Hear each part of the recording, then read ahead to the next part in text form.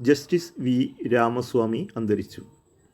Supreme കോടതി ജഡ്ജിയായിരുന്ന justice Veeraswami Ramaswamy 96 വയസ്സ് അന്തരിച്ചു. ഇന്ത്യൻ പാർലമെൻറ്റിൻ്റെ ഇംപീച്ച്മെൻറ്റ് നടപടി നേരിട്ട ആദ്യത്തെ സുപ്രീം കോടതി ജഡ്ജിയാണ് ജസ്റ്റിസ് വീരസ്വാമി രാമസ്വാമി. ബാനു മുഷ്താഖിനെ ബുക്കർ ഇൻ്റർനാഷണൽ. കന്നഡ എഴുത്തുകാരിയും സാമൂഹിക പ്രവർത്തകയുമായ ബാനു മുഷ്താഖിനെ International Booker Prize. Heart Lamp എന്ന ചെറുകഥാ സമാഹാരമാണ് പുരസ്കാരത്തിന് അർഹമായത്. 1990-2003 കാലത്തിനുള്ളിൽ ബാനു എഴുതി പ്രസിദ്ധീകരിച്ച കഥകളിൽ നിന്നും തിരഞ്ഞെടുത്ത കഥകളാണ് ഹാർട്ട് ലാമ്പിലുള്ളത്. മാർപ്പാപ്പയായി ലിയോ 14 ആഗോള കത്തോലിക്ക സഭയുടെ 267 മാർപ്പാപ്പയായി അമേരിക്കയിൽ നിന്നുള്ള കർദിനാൾ റോബർട്ട് ഫ്രാൻസിസ് പ്രവോസ്റ്റ് തിരഞ്ഞെടുക്കപ്പെട്ടു. അമേരിക്കയിൽ നിന്നുള്ള ആദ്യ മാർപ്പാപ്പയായ അദ്ദേഹം ലിയോ 14 എന്ന പേരാണ് തിരഞ്ഞെടുത്തത്. ബംഗ്ലാദേശിൽ അവാമി ലീഗിനെ നിരോധിച്ചു. സ്ഥാനഭ്രഷ്ടയാക്കപ്പെട്ട മുൻ പ്രധാനമന്ത്രി ഷെയ്ഖ് ഹസീനയുടെ പാർട്ടിയായ അവാമി ലീഗിനെ ബംഗ്ലാദേശിലെ ഇടക്കാല സർക്കാർ പ്രവർത്തന വിലക്കേർപ്പെടുത്തി. പാർട്ടി ദേശസുരക്ഷയ്ക്ക് ഭീഷണിയാണെന്ന് ചൂണ്ടിക്കാട്ടി ഭീകരതാ വിരുദ്ധ നിയമപ്രകാരമാണ് നടപടി. അവാമി ലീഗിനെ നിരോധിക്കണമെന്നും ഭീകര സംഘടനയായി പ്രഖ്യാപിക്കണമെന്നും ആവശ്യപ്പെട്ട് നാഷണൽ സിറ്റിസൺ പാർട്ടിയുടെ നേതൃത്വത്തിൽ പ്രതിഷേധം നടക്കുകയാണ്.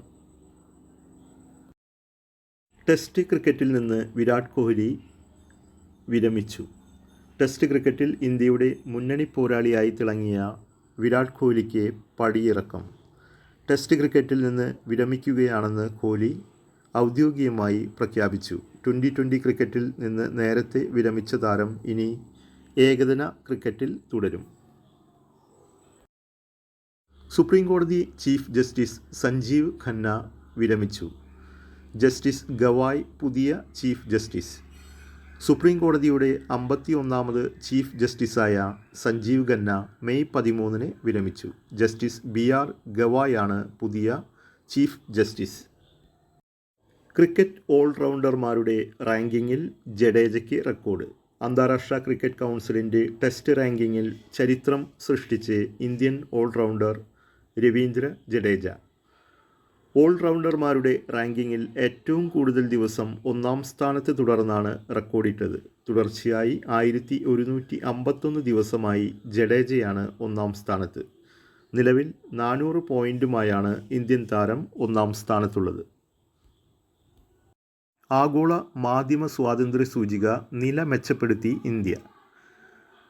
ആഗോള മാധ്യമ സ്വാതന്ത്ര്യ സൂചികയിൽ നില മെച്ചപ്പെടുത്തി ഇന്ത്യ. 180 രാജ്യങ്ങളുടെ പട്ടികയിൽ 151ാം സ്ഥാനത്താണ് രാജ്യം. 2004-ൽ 159ാം സ്ഥാനത്തായിരുന്നു. മാധ്യമ നിരീക്ഷണ സംഘടനയായ റിപ്പോർട്ടേഴ്സ് വിത്തൗട്ട് ബോർഡേഴ്സ്, അതിൻ്റെ ഷോർട്ട് പേരാണ് RSF, റിപ്പോർട്ട് പുറത്തുവിട്ടത്. ഫിൻലാൻഡ്, എസ്തോണിയ, നെതർലാൻഡ് എന്നീ രാജ്യങ്ങളാണ് ആദ്യ 3 സ്ഥാനത്തുള്ളത്. സ്മാർട്ട് ഫോൺ ഏറ്റവുമധികം കയറ്റുമതി ചെയ്യുന്ന ഇന്ത്യൻ ഉൽപ്പന്നം. പെട്രോളിയം ഉൽപ്പന്നങ്ങളെ മറികടന്ന് ഇന്ത്യയിൽ നിന്ന് ഏറ്റവുമധികം കയറ്റുമതി ചെയ്യുന്ന ഉൽപ്പന്നമായി സ്മാർട്ട് ഫോൺ. സർക്കാരിൻ്റെ പുതിയ കണക്കുകളിലാണ് 2024-25 സാമ്പത്തിക വർഷം ഇന്ത്യയിൽ നിന്നുള്ള കയറ്റുമതിയിൽ സ്മാർട്ട് ഫോൺ മുന്നിലെത്തിയത്. ആപ്പിൾ, സാംസങ് കമ്പനികളുടെ കയറ്റുമതിയിൽ 55% വർധനയാണ് കഴിഞ്ഞ സാമ്പത്തിക വർഷം രേഖപ്പെടുത്തിയത്.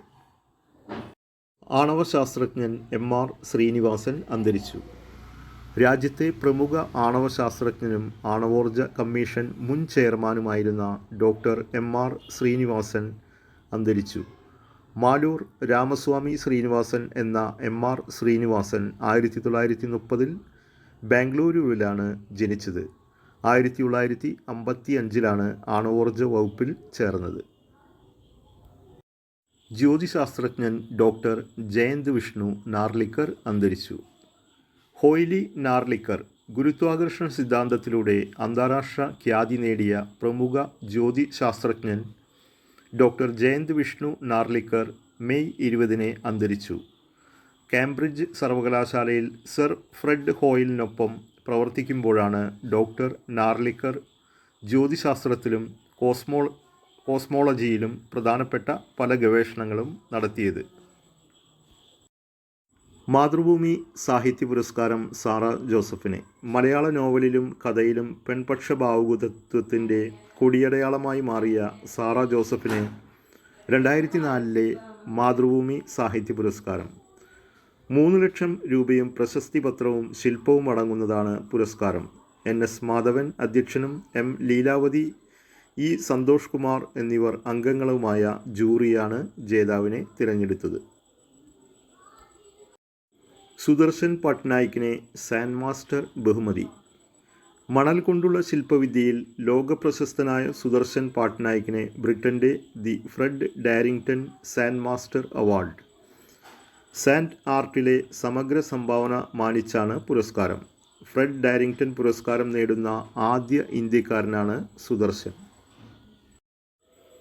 ബൊപ്പണ്ണ ATP മാസ്റ്റേഴ്സ് ജയിക്കുന്ന പ്രായം കൂടിയ താരം. ATP മാസ്റ്റേഴ്സ് 1000 ടൂർണമെൻറ്റിലെ മത്സരം ജയിക്കുന്ന പ്രായം കൂടിയ ടെന്നീസ് താരമായി ഇന്ത്യയുടെ രോഹൺ ബൊപ്പണ്ണ. ലാറ്റിൻ അമേരിക്കൻ സാഹിത്യകാരൻ യോസ അന്തരിച്ചു. ലാറ്റിൻ അമേരിക്കൻ സാഹിത്യത്തിലെ ദീപസ്തംഭങ്ങളിൽ ഒന്നുകൂടി അണഞ്ഞു.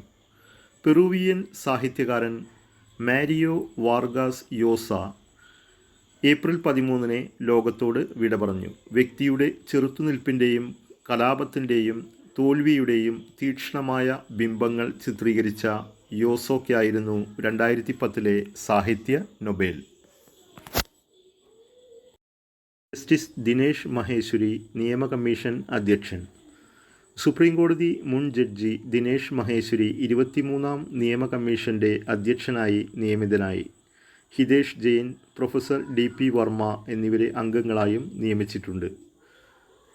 2023 ജസ്റ്റിസ് മഹേശ്വരി സുപ്രീം കോടതിയിൽ നിന്ന് വിരമിച്ചത്. സംവിധായകൻ ഷാജി N കരുൺ അന്തരിച്ചു.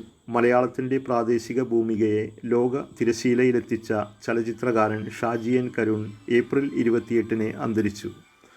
സംസ്ഥാന ചലച്ചിത്ര വികസന കോർപ്പറേഷൻ ചെയർമാനും പുരോഗമന കലാസാഹിത്യ സംഘം സംസ്ഥാന പ്രസിഡൻറ്റുമാണ്. ആദ്യ ചിത്രമായ പിറവിക്ക് കാൻ മേളയിലെ ക്യാമറ ദിയോർ ഉൾപ്പെടെ 30-ലേറെ അന്താരാഷ്ട്ര പുരസ്കാരങ്ങളാണ് ലഭിച്ചത്. ജസ്റ്റിസ് ഗവായ് സുപ്രീം കോടതി ചീഫ് ജസ്റ്റിസ്. ജസ്റ്റിസ് BR ഗവായെ സുപ്രീം കോടതിയുടെ 52ാമത് ചീഫ് ജസ്റ്റിസായി രാഷ്ട്രപതി നിയമിച്ചു. ദളിത് വിഭാഗത്തിൽ നിന്ന് ചീഫ് ജസ്റ്റിസ് പദവിയിലെത്തുന്ന രണ്ടാമത്തെ വ്യക്തിയാണ് മഹാരാഷ്ട്ര സ്വദേശിയായ ജസ്റ്റിസ് ഗവായ്. മലയാളിയായ KG ബാലകൃഷ്ണനാണ് ആദ്യത്തെയാൾ. സിംഗപ്പൂർ ഭരണകക്ഷിക്ക് വിജയം. സിംഗപ്പൂർ പൊതു തിരഞ്ഞെടുപ്പിൽ പ്രധാനമന്ത്രി ലോറൻസ് വോങ്ങിൻ്റെ പീപ്പിൾസ് ആക്ഷൻ പാർട്ടി PAP വൻ ഭൂരിപക്ഷത്തിൽ വിജയിച്ചു. 97 പാർലമെൻ്ററി സീറ്റുകളിൽ 87 PAP സ്വന്തമാക്കി. US പ്രസിഡന്റ് ട്രംപിൻ്റെ വ്യാപാര താരിഫ് നടപടിയെ തുടർന്നുണ്ടായ സാമ്പത്തിക അനിശ്ചിതത്വങ്ങൾക്കിടയിലാണ് വോങ്ങും PAPയും പൊതു തിരഞ്ഞെടുപ്പിനെ നേരിട്ടത്. മൈക്ക് പെൻസിനെ കെന്നഡി ധീരതാ പുരസ്കാരം. US മുൻ വൈസ് പ്രസിഡന്റ് മൈക്ക് പെൻസിനെ ജോൺ F കെന്നഡിയുടെ പേരിലുള്ള ധീരതാ പുരസ്കാരം. വൈസ് പ്രസിഡന്റ് ആയിരുന്നിട്ടും 2021 പ്രസിഡന്റ് ഡൊണാൾഡ് ട്രംപിൻ്റെ ആഹ്വാനപ്രകാരം നടന്ന ക്യാപിറ്റോൾ അക്രമത്തെ പിന്തുണയ്ക്കാതിരുന്നതിനാണ് ബഹുമതി. മാനവ വികസനത്തിൽ സ്ഥാനം മെച്ചപ്പെടുത്തി ഇന്ത്യ. 2023 മാനവ വികസന സൂചികയിൽ 3 സ്ഥാനം മെച്ചപ്പെടുത്തി ഇന്ത്യ. 130ാം സ്ഥാനത്തേക്ക് ഉയർന്നു. 2022 133ാം സ്ഥാനത്തായിരുന്നു. A matter of choice, peoples and possibilities in the age of AI എന്ന തലക്കെട്ടിലുള്ള ഐക്യരാഷ്ട്രസഭയുടെ 2025 വികസന റിപ്പോർട്ടിലാണ് ലോകരാജ്യങ്ങളുടെ പട്ടിക പ്രസിദ്ധീകരിച്ചത്. ഡോക്ടർ വേണുഗോപാലപ്പണിക്കർ അന്തരിച്ചു. അധ്യാപകനും ഭാഷാശാസ്ത്രജ്ഞനും ഗ്രന്ഥകാരനുമായ ഡോക്ടർ TB വേണുഗോപാലപ്പണിക്കർ അന്തരിച്ചു. 2003-2005 കാലത്ത് കാലിക്കറ്റ് സർവകലാശാലയിൽ മലയാള വിഭാഗം അധ്യക്ഷനായിരുന്നു. കണ്ണൂർ സർവകലാശാലയിൽ ഭാഷാസാഹിത്യത്തിൻ്റെ ഡീനായും പ്രവർത്തിച്ചു. വിവർത്തനത്തിനുള്ള 2005 കേന്ദ്ര സാഹിത്യ അക്കാദമി അവാർഡ് ഉൾപ്പെടെ ലഭിച്ചു.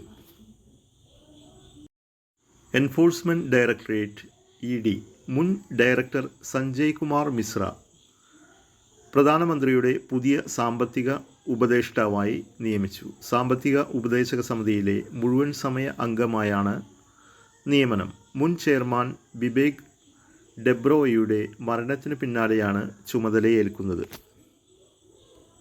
ഇന്ത്യ തദ്ദേശീയമായി വികസിപ്പിച്ച ഉപരിതല വ്യോമ മിസൈലിൻ്റെ പരീക്ഷണം വിജയം. ചാന്ദിപ്പൂരിലെ ഇൻ്റഗ്രേറ്റഡ് ടെസ്റ്റ് റേഞ്ചിൽ നിന്നായിരുന്നു വിക്ഷേപണം. പ്രതിരോധ ഗവേഷണ വികസന സംഘടനയും നാവികസേനയും ചേർന്നാണ് പരീക്ഷണം നടത്തിയത്. DRDOയാണ് മിസൈൽ വികസിപ്പിച്ചത്. കുറഞ്ഞ ദൂരത്തുള്ള വ്യോമ ലക്ഷ്യങ്ങളെ കൃത്യതയോടെ തകർക്കാൻ ശേഷിയുള്ള മിസൈലാണിത്.